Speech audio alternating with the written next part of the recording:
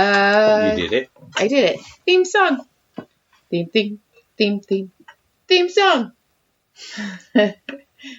Theme song for Wind Wife Gives You Lemons. Theme song. All right. No? I don't know. What was it? It's a theme song. I liked it. Sure. It's that song, Freak Out. Isn't that what they say? Aw, freak out. Yeah. Yeah. Welcome to When Wife Gives You Lemons-ish. Hi. So, let's see. I'll start with, it was a busy, long, fast, short, long weekend. Well, it was because, so Christmas, we bought Caleb tickets to go to the last final NoFX show in San Pedro. It was 3 days, so it was like a 3-day punk rock festival. Bunch of bands, as out of control. Of course, he needed a chaperone to go with him, so of course I went with him.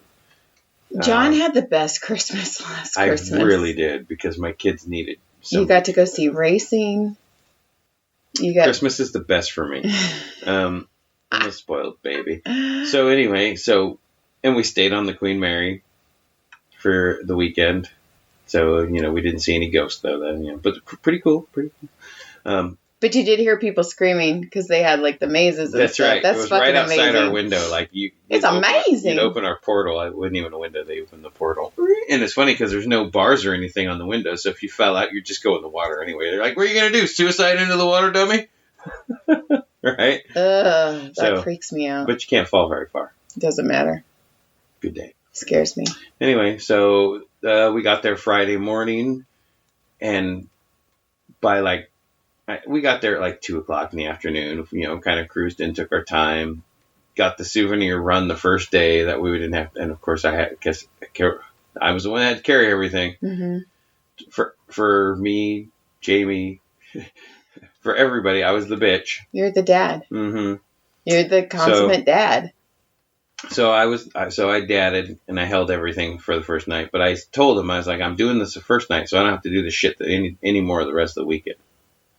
So we got down into the pit area, and there's 2 stages. So they got one stage going, and this one stage is kind of warming up and getting ready, and there's people kind of meandering. Mingering. I like mingering. Meandering around. They're meandering, right? There's a little crowd. I'm mingering. And there's this really, really drunk guy. Uh-huh. Like he's fucking hammered. He can barely stand himself, and you can just tell he's just annoying drunk. And he keeps pushing into this big, giant, bearded, biker-looking dude who's kind of up at the front row kind of thing. And there's only it's open. There's not a lot of people in the area right now. So, and he keeps falling into this dude. And finally the dude's like, dude, what the fuck, man? Right? And he kind of just pushes him away from him.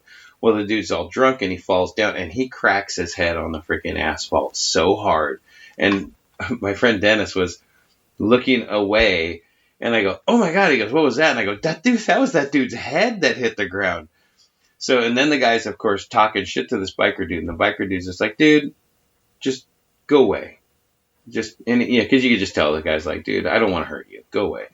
So finally the drunk guy moves over, and he's still kind of trying to talk shit to the big guy, and he's meandering into the crowd, this other part of the crowd. Mm-hmm. And then I don't know if he fell into a girl or something, but this girl pushed him, and he fell down again and hit his head again. Bam! Same way, but just as hard. But this time now his head is split open. He's bleeding all over the place. And he's still trying to stand there no, I'm good. I'm good. And people, dude, I'm like, oh my God, this guy's so concussed. Finally, 2 people talked him into going to the medic tent. Because they had a medic tent. Of course they did. So, and then your child was gone. He'd hang out. We hung out with me for a while, and then he's like, I'm gonna go. I really want to go check this band out. And then I was like, the first time I saw him, he looked like a lost kid that had come out of a river. He was so sweaty and wet. He came out after a band. He was like, need some water, dude? So finally, the rest of the weekend, we had him a bottle set up. So anyway, so he comes running out, and he'd go back in, and he'd run out, and he'd go back in. And during the Dropkick Murphys, then they were wild. Dropkick Murphys were awesome. If you ever get a chance to see them, they're fucking rad. Right. Anyway, I love the Dropkick so they were. I mean, that place was going bananas, and somebody got hurt. Of course, I'm on the outside, and I was talking to Uncle Jamie and Dennis, and I'm like, I need to go look. I need to just make sure it's not mine. Right? Your dad, you just automatically, I gotta go look. So I wander over, and I kind of meander around the pit. Meander. I like this, like I said. I like mean green. So I mean green around, and then so I okay, it's not. I realize, okay, it's not mine, and I start walking away. They start going again. It's not even 2 minutes. Boom, they stop. Somebody got hurt again. They're like, damn it. Even the band's like, what the fuck, right? Like, you guys are pussies, right? I'm like, of course this one's definitely got to be mine, right? So I'm like, okay, I'm waiting. So I was walking away from the medical area. I walked back. And I'm standing there. And then they're getting ready to restart. They hadn't quite restarted yet, and they were getting ready to. And here I see Caleb come wandering out of the pit, and he's got blood running down his face. And I'm like, he must have saw my face, like, what the fuck? And he goes, don't worry, Dad, it wasn't me. He goes, here, and he hands me a tooth, and then goes, it wasn't me. And then he ran off, right back in the middle again, and I didn't see him again until the end of the night, pretty much. We had a meeting spot. And we would meet him there every night. That's where we'd end up. He just had, this kid had the time of his So that life. was the first night. That was just the first night. So then we got back and I'm slouching. I'm sorry, guys. I'm tired. I know, we slept it off, and then the next day we got breakfast, and went back over there, wandering, of course. Mean green. Of course, the first day we got there, I found a parking spot, and as we started to get out and I saw the traffic, I have the special skill. For those of you who don't know, I have a really, really rare special skill that allows me in and out of parking lots like a fucking motherfucker. Yeah.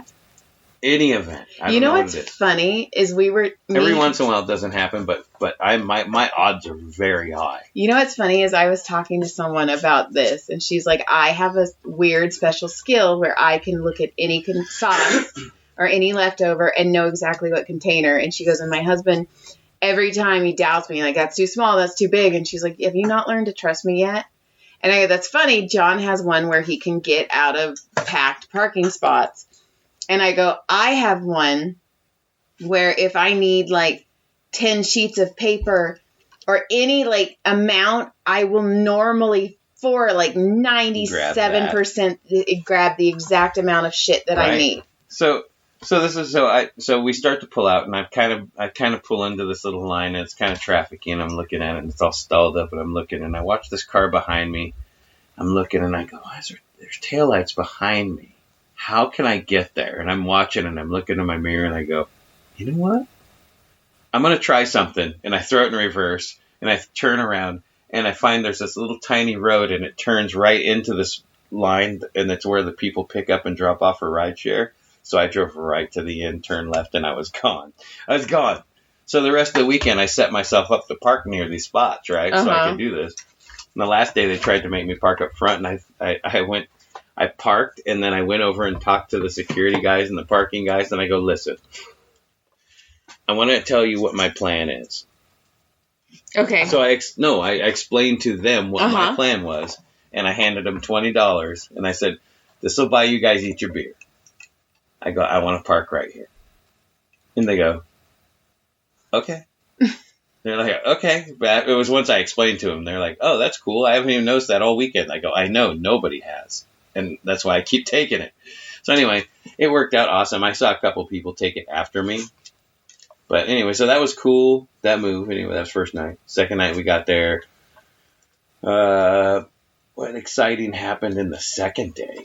Ran into a good friend of mine, Brandon, and my friend Scott, a Scooter. We used to call him Scooter. You and Brandon have matching tattoos. Yeah, well, we have not even matching, not even close. Anyway, so got to see Brandon and Scott, which was pretty cool to see those guys because I haven't seen those guys in a long time. We got to hang out for a while. I went down to the pit I went down to the front with them during Descendants and bounced around, and then I went back to the pit, and then I found Caleb and I jumped on his back, And then I started pitting around with him, and then that song ended, and he gave me a big old hug. Like, he gave me a big old hug. I was like, oh, my little baby boy. My little giant baby boy. He's this child is but it was cool. massive. I gotta be honest, it was probably one of my favorite moments with any of my kids. Honestly, it really was. It was such a cool little moment.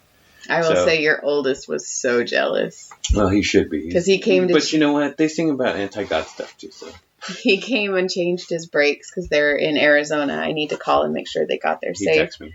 Okay, good. And he's like, where's Dad? Where's Dad? Because he's changing brakes. Where's Dad? Because, Dad changes brakes. And I was like, oh, it's Caleb's Christmas present. And he's like, oh, they're going to go get a car. And I go, no. NoFX. I go, it's NoFX for... And he's all, oh, yeah. And you just see him like... Dude, it was awesome though. And so it was cool. So the Descendants were fucking awesome, by the way. If you don't know the Descendants, they're really cool. They're an awesome band. It was cool to see them live. Anyway, so they rocked out, and then I rocked out a little bit with Caleb, and then I got out and hung out with the boys the rest of the night, and then NoFX came out and did their second night. Their first night, they did a bunch of songs. They were like, yeah, these are just the worst ones of the weekend. We're going to get better through the weekend. And they played some great songs, so it was a great set. Second night was awesome. They played good. Third night was hard. So the third night. So the show was great. I lost Caleb. It was like, I think the Subhumans are getting ready to come on, Dad. I'm going to go. Bye. So he was out in the Subhumans pit. Honestly, I don't think I saw Caleb maybe twice. I saw him eating, and I sat down and talked to him for a while. Did he have money? Yeah, he'd bought his own food sometimes. I gave him $40 at one point, but he was buying his own stuff when he needed to. Oh, that's right. He works. Kind of. I get that. So anyway, so Pennywise was fucking rad. All the bands were kick-ass. NoFX came on, start their last set, and every night they started their set with fucking the Rocky Horror Picture Transvestite song. Why can't I think of the song? Sweet Transvestite? Yes. Yeah. So every night. I've seen Jay Farrow do that. Every night they started with that. That's but amazing. They didn't play it. Like it was playing over, and then they'd come out and just start, right? So then they get started, and they do their show. Oh, and I forgot. There was a moment in the second night where... So one of my favorite bands on the planet was No Use for a Name. And the lead singer died a bunch of years ago. So anyway... He has a song that he posted. It's called "I'm So Sorry," I'm sorry, Tony, or whatever, and it's kind of about like losing your best buddy and not really being there for him in the right way at the end. So I kind of always felt that way when Daryl passed, and so that song really hits me hard, right? Not only is it like a band I love, it's like fuck. So I get I just kind of hit out in the back a little bit emotional, left by myself, right? So I got you through that. And I was like, that's stupid. Right? So the next day. That was on day 2. Happy in pants? I wasn't very happy in pants. I sat in pants. So the next day, day 3, we wake up and we go through the day, right? And the show's going, and I know that they are ending with The Decline, which is like their masterpiece song. It's an 18-minute jam, and it's like, it's just badass. So anyway, I know they're going to do it, and like, I swear to God, like, as soon as the first note hits, there's, lines of like 50-year-old punk rock dudes hugging and like tearing up through the song, right? Like nobody could even really, like they rocked it out, it was great. But like by the end of it, I mean, people were hugging each other. I mean, like it was like and I'll be honest, like for me, it was super, like I definitely, I'm not going to lie, I definitely teared up because it's like part of me died.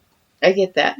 Like part of me died that night, and it just sucks because I knew it, right? So you're like, so it just hurt, right? So anyway, I felt like I was mourning a friend. So even now, like I still feel like I'm kind of mourning that friend, right? I lost because it was like their music meant a lot to me in my younger years. I mean, that's 30 years of listening to them. They're a 40-year band. I've been listening to them for like 32 of those. So it was very emotional, very tough. Even, me and Dennis were like, It was, and then afterwards, it was, like Mike came down. He was like hugging the crowd. He was hugging everybody. Everybody was crying. Like, it was crazy. Like, I was like, this is bananas. Who would have fucking thought like this punk rock band has got people like crying, right? Right. I mean, like, I can still get emotional right now. Like, it hurt. Like, there was so much emotion in it. So it was cool because the last song, like, Pennywise was out there. They were all out there playing guitars and singing with them to finish the song. So it was like all these bands that were been there through thick and thin, Bad Religion. Like, they were all there, like, cheering Goldfinger. And so they were all, they're singing and bouncing off. And then Fletcher, the guitarist for Pennywise, grabbed a hold of this guy, Mike. I can't remember his last name. He's a singer of MXPX, who's a very good. If you guys don't know who MXPX is, they're really good.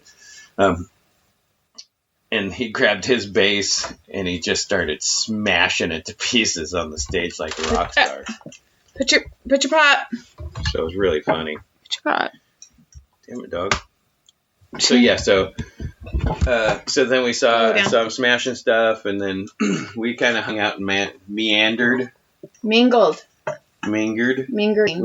mingered around a little bit, at the end, and just kind of hung out and watched and kind of like dealt with it and kind of soaked in. And okay, so they have an album that's called "So Long and Thanks for All the Shoes," right? So they had this, and the album cover like Neapolitan. It's like chocolate. You've seen that cover, I'm sure.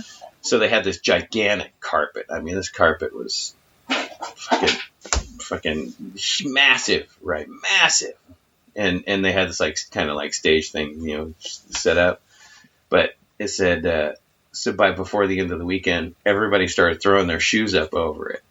Like, so long and thanks for all the shoes. So everybody's throwing their shoes up over it. There was like 30 pairs of shoes hanging off the top of that thing when we left. Aww. It was cool. It was cool. And it's funny because now I'm seeing a lot of posts from it. Now people are like, some people are like, it was emotional for me. It's like part of me died that night. And then other people are like, you guys are fucking pathetic.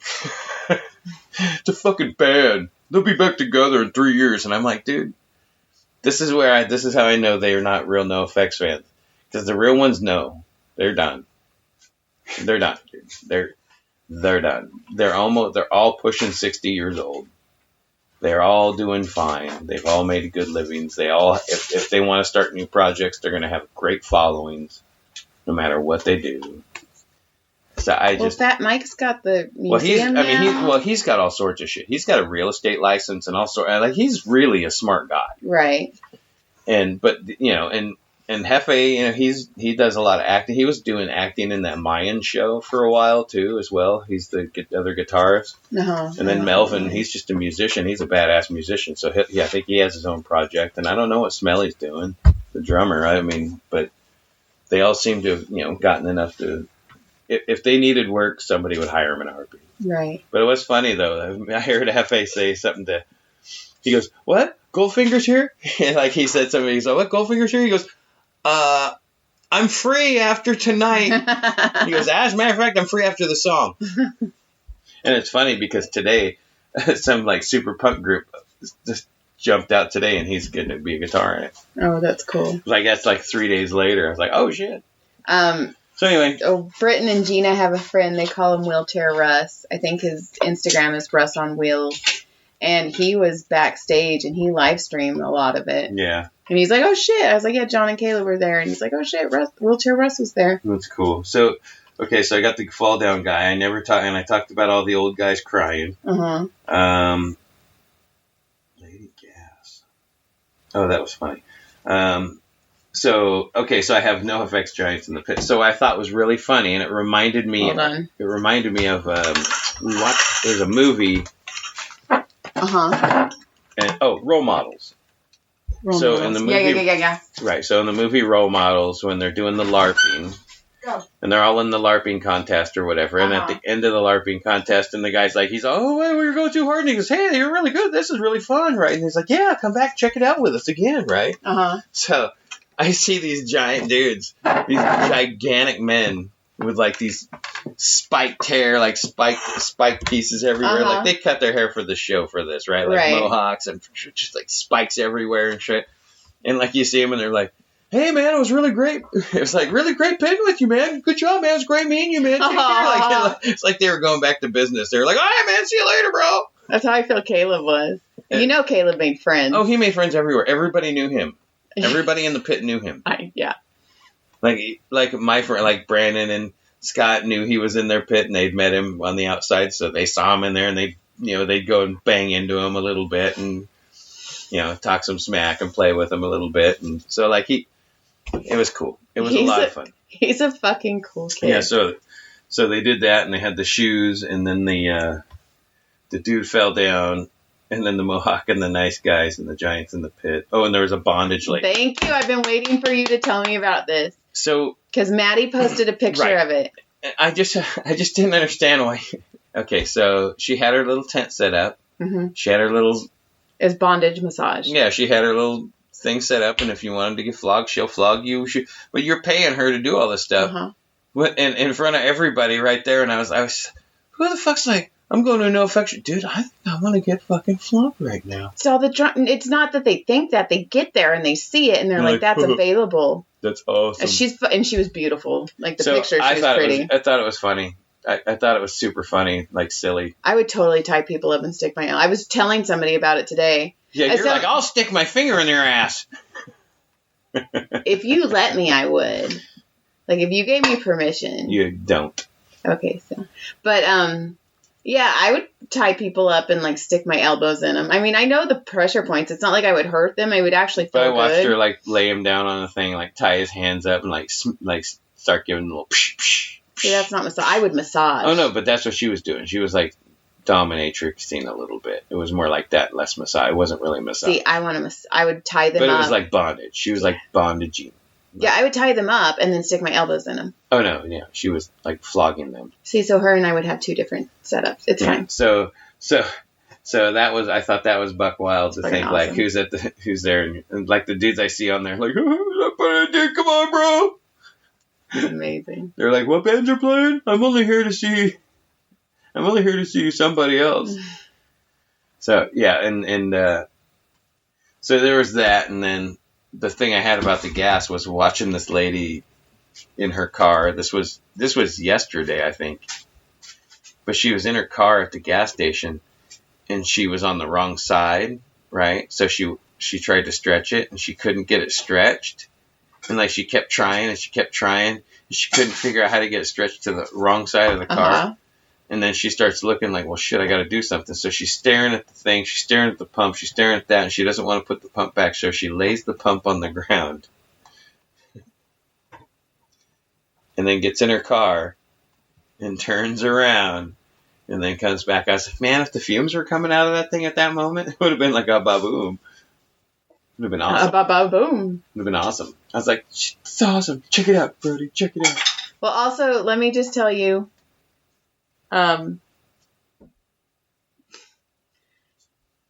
you called me at one point, and you're like, yeah, this guy Frank Turner's on stage, and he's pretty cool. He doesn't really fit, but it's really cool. I like him. But here's the thing. You told me months before, I was massaging a guy who I massaged today, and told you, hey, this guy told me about this guy Frank Turner, and I actually sent you a link for you to check him out. That I never listened to. Apparently, but I was like, I told you about him. Well, thanks for telling me about him. He's pretty awesome. Also, I figured out something today, and I almost don't want to tell you. There's another song I've been singing really, really incorrectly. Oh, please do. It's bad, though. Did you know it's my boyfriend's back? And you're going to get in trouble? Yeah. Okay. You didn't. I've been singing that song wrong. You did not. You did not. The longest time, John. My boyfriend. And you're gonna get in trouble. Hey now. Let me guess where you learned. Let me guess where you learned those lyrics from. No one. That's what I thought it said. Somebody and nobody corrected me ever. Because they laughed at you. Probably. I always thought it was a really messed up song. You're like, Jesus, this song is racist. It is, and even they do the, hey now, my boyfriend's back. With an L. Uh-huh. You can say the word black. It's okay. Yeah, but not in that song. I never sing that song because of that. And then somebody started, like, my boyfriend, and they're like, back. He's back. And I was all... I was in the other room, and somebody was talking out. It wasn't even the same conversation, and my face went... Oh, I better not tell anybody, but you just told all 7 people. And then I Googled it. Because I was like... And you found out? That I was wrong. I'm 43 years old, and I have been singing it wrong. I wish I could have heard you singing it. That would have been amazing. And then, so let me tell you about my weekend. Well, John and Caleb are having the fucking time of their lives. It was amazing. Brody was sick all last week. Like I think he only went to school one day. And so on Friday, he's like, Mom, I'm so sick. And he was supposed to go to practice. And I was like, okay. So I take him to urgent care in the morning, and they swab his throat for strep throat, but he's tongue-tied, so it's really hard for him to put his tongue down. And I told the lady that, I'm like, you're going to have to use a tongue depressor. Thank you. Dispressor.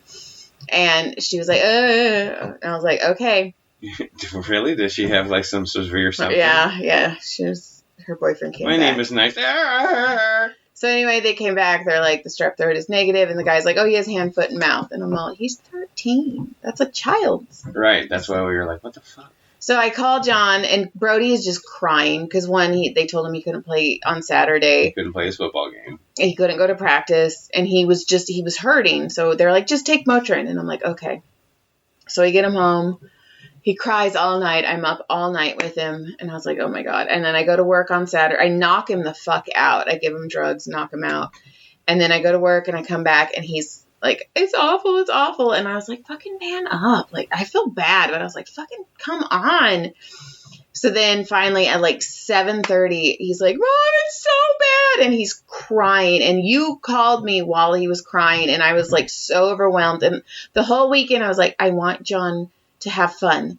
Like, I don't want to ruin this, because I always ruin shit. And I was like, I'm not going to ruin this. And then you called, and I just shouldn't have answered the phone. But I was so overwhelmed. And it was right when you got out of the pits with Caleb, and you were like, it was the best time. And I'm like, I hate you right now. So, and you're like, just take him to the ER. By the way, Kaiser is contracted with Henry Mayo, so we don't have to drive to Panorama, by the way. Oh, that's cool. Yeah, so anyway. I don't trust Henry Mayo, but I drove him back to urgent care because they said it closed at 8:30. I'm fucking exhausted.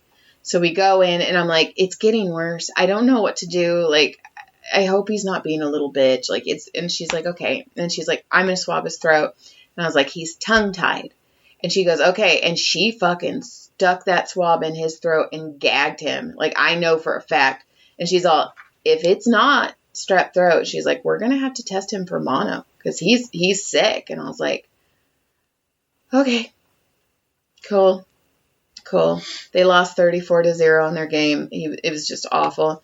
So she finally, and I'm like dying, and he's crying. And then she goes, he's positive for strep throat. And I was like, okay. So they gave him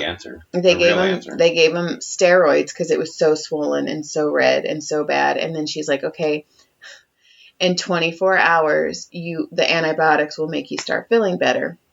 And he goes, and he could barely talk. He's like whispering. He goes, so if you would have diagnosed me with strep throat yesterday and given me the antibiotics yesterday, I'd already be feeling better right now.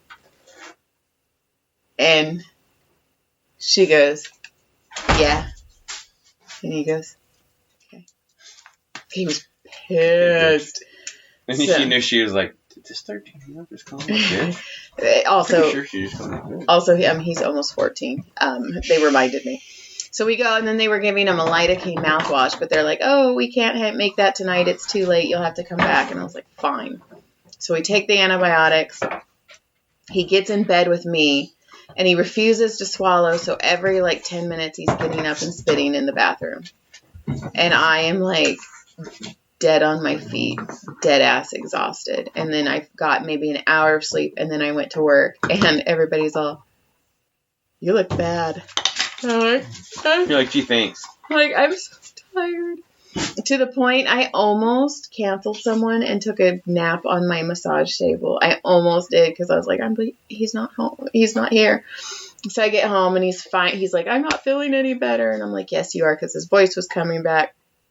And then finally, because he can swallow, I gave him Benadryl because I was like, fucking go to bed.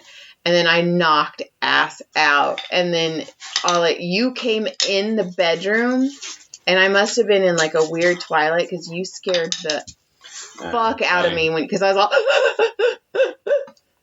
I was so tired. So there was this moment when we were walking in on Saturday, and we got there like a little after noon. So we're rolling in, and there's a line, right? There's this line, and it goes fucking forever. It's from the main gates, but there's like 10 wide, right? But somewhere along the line, somebody decided there's a line, and now this line is going almost to the parking lot where we're parked, which is almost like over a quarter mile away. So we're walking up, we're like, fuck, a fucking line, and Dennis and Jay are like, fucking line, and I look at Caleb and I look and I go, there's people parked on the other side. They got to go, and they're just fucking walking. I go, fuck this. And I walk across the street, and Caleb goes, I'll go with you, Dad. And we go across. We're inside. Hey, man, where you guys at? You guys might want to cross the street, dude. We've been in here for 10 minutes. Nice. So they finally took my advice and went. So the next day, everybody was lined up on the other side, so we stayed on this side and walked in. So tell them that you stayed on the Queen Mary, and Queen Mary's also doing scare nights right now. Yeah, they are. So they got to hear like people screaming from being scared, and I think that's amazing. It was fun. It was actually all night long. They went till 1 a.m, so it was loud, and they had music. I would have been laughing. It was, you know what? We kept like poking her, like open up, and you could see the line for the maze that's on the ship that they have, which is probably terrifying. But it was okay. So something else I noticed on this ship. They have a couple of restaurants, like a couple of nice restaurants on either side of the ship, right? One's called Winston's, named after Winston Churchill, who he had visited the ship, blah, blah, blah. And then the other side was... Churchill's. Like the Royal something or other, right? So there's two fancy restaurants. And I was looking at the menu because I was like, oh, that's cool. Like, what would I get here? So I'm looking at the menu. Chicken tenders. Chicken tenders, $35. No, I was like steak, like it was like good.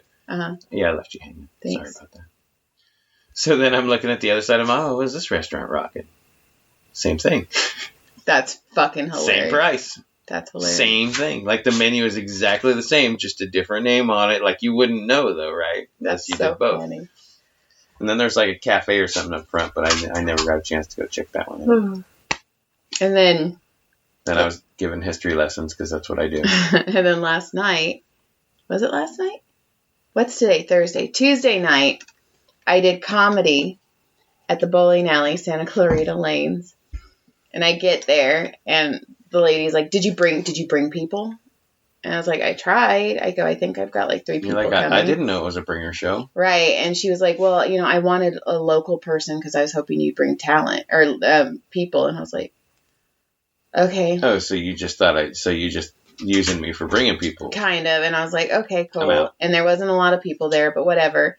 And then I was sitting there, and Jamie, your sister, my sister-in-law, was supposed to come. And I was like, where are you, dude? Because I knew she'd be late. But I was like, dude, where are you? And she's like, it starts at 8. And I go, it starts at 7 on the 8th.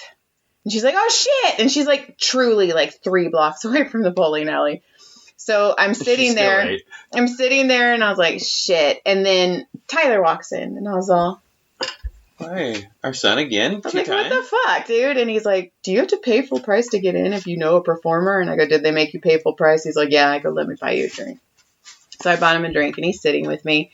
And then your sister's texting me, and I'm doing something. So he just grabs my phone and starts texting her. And I was like, all right, whatever. I don't care. I was like, you can fucking... I go, Brody commandeers my phone. I go, I make Brody answer my phone all the time. Hilarious. I go, and I'll give my phone to Dad. And I'm like, as long as you guys don't screw up my massage appointments, I don't care. I go, you're not going to see anything, whatever. Right. I go, you might see a couple married comedians that shouldn't be trying to slide into my DMs, but that's funny. Fucking, I don't care. I'm not going to do anything because, first of all, why would I fuck around with a married comedian? Anyway, sorry, I digress. So anyways, Tyler comes in and we're talking and I was like, how are you? Blah, blah, blah. And, he was like, your birthday's on Sunday. I was like, let me buy you a drink. And he's like, yeah, we're going to go see Nana and Pop. And I was like, fucking cool. And then... So he bolted for Arizona. I forgot his birthday's coming up. Holy shit. Sunday. He's going to be 24 on Sunday in like 3 days. So anyway, she does this... I wonder if he's going to Arizona to see his mom. I don't know. I just thought about that just now. I bet he is. Anyway, go ahead. Oh. Anyway, we did talk about it. Anyway, so she has this thing... This like pre-recorded like welcome to the world famous Santa Clarita Lane, historical Santa Clarita Lanes and Saugus, blah blah blah blah blah blah blah. Right, and it's all and we give it also the money proceeds, some of it goes to charity for autistic people for opportunity. And of course, as a comedian, I'm like, well, I go, there's 2 people above me. If they don't use it, I'm using it. Right. Sure enough, nobody uses it. Right. And then the guy who was directly in front of me, he didn't read the room very well because it was just a bunch of old-ass white people. There was only like 25 people there at most, maybe. And they're old and crotchety. And I was like, and he's saying the N-word, which they probably liked, and called them Karens a bunch. And Tyler goes, hey, Joey. I go, what? And he goes, you got to follow this guy. And I was like, uh-huh. And you could just watch the energy just... Which, whatever, you're not allowed to blame the crowd. Like, seriously, it is a comedian's job to find out what they think is funny and keep on it. That's your job. So I get on and I go, hey, Pam. I go, thanks for letting me on stage. Am I boring you? Yeah. I go, thanks for letting me on stage. I go, first I thought, we were friends and you were just giving me stage time. But now I'm just wondering if I'm just one of those autistic opportunities. And nobody laughed. And I was like, okay. So I went all through, I would get them laughing and I was like, okay, they like these types of jokes. And then I'd start with that vein and then I'd lose them. So then I tell a couple jokes, I get them laughing at another point and I was like, okay, they like these now. And then they stop. And I was like, God damn. There's a bald dude on the right that laughed at everything I said, him and his wife. And I was like, I fucking like you. And then there was this older lady and she just looked miserable. And I was like, hey, she's like, what? And I go, I put my butt plug in the fridge for my hemorrhoids. And I go, write that down. You'll need that later. And that made people laugh. She did not laugh. Her table did not laugh. And then so Jamie got there and then so we're sitting there. Oh, and I go, my oldest son, I was like, he's in the forestry. I was like, yes, I raised a hero. You're welcome. And I was like, he just got married to his first wife. And nobody laughed. They all went. And one guy goes, ooh. And Tyler's laughing. And I was like, oh, my God. And I go, it's not like she's here. But then later, Aubrey did come. And I was like, dude, next time next time you guys are in the audience, I'm fucking doing that joke. And I'm pointing at you. And she's like, okay. Right. Because I was like, she's like, I would have laughed. I was like, and then I was like, and then Tyler's like, well, he goes, I feel like you kind of got the most laughs of the night, which is saying something. And John Campanelli was there. Oh. And he goes, man, you guys are a great crowd. And I fucking laughed so hard. And then so everything's over, everything's gone. And then Jamie, Tyler, me, and Aubrey we closed the bar down. We were there till midnight. That's cool. They turned the lights on us. We were just talking. We were telling stories. I told Tyler how he got me in trouble with Nana because for like a year you called me Step. You were like 10 and you called me Step for like a year. You remember that? Yeah, I do. And then one day I got so frustrated and I turned around and I called him Step Back. And he started crying. And he ran up like a little bitch to Nana's house. And like 3 minutes later, my phone's ringing. Joy, you can't do... I was like, he's been calling me Step for like a year. And it hurts you're the adult. And I was like... And he's laughing. He goes, I remember that. And I was like, you're such an asshole. Little twat. And I told him that. Half information given motherfucker. And then I was like, yeah. And I go, when I first moved in, I was playing your dad's Yahtzee game outside of the bathroom. He's like, that's my dad's pooping game. You're gross. And I was like, what the fuck? Yeah, he hated you. He was so in the very beginning hated you, then he liked you, and then his mom made him hate you. Yes. And then he hated you until he was like 20. Yeah. And then he started kind of liking you, and now he likes you. Yeah. But we were just telling jokes or just talking. And then I told him about how Brody, when I took him for Cowboy Day, and he was all, I look so fucking stupid. I look so stupid. That's so funny. And then, yeah, so that was Tuesday night. And then last night, I've been in a book slump. I know you guys don't care, but I really, really love reading a lot. And when you can't find a book to read, it is so horrible. And I found a book last night, and I read till like 1 o'clock in the morning, and I'm fucked. And I still have like 3,000 more steps. So. I feel like I rode that festival high until like yesterday, like last night. It's time finally started. I feel like I started coming off of that high. You know what I mean? The adrenaline high. So now I feel normal. Nice. Yeah. I guess that's it. I just stared at you for way too long. All right, lick my clit surprise. If you lick her clit, you'll get a surprise. What's the surprise? I don't know. You tell me. I don't know. Try it. I will. I'll be happy to. Like, click, subscribe. Thanks for listening. Check us out. Tell your friends. We're funny, haha, and stuff like that. Yeah, bye. Good day. But we're still recording because they can see us right now. I know, Jonathan. So look, they can see you. Look, they can't see me anymore. Good day.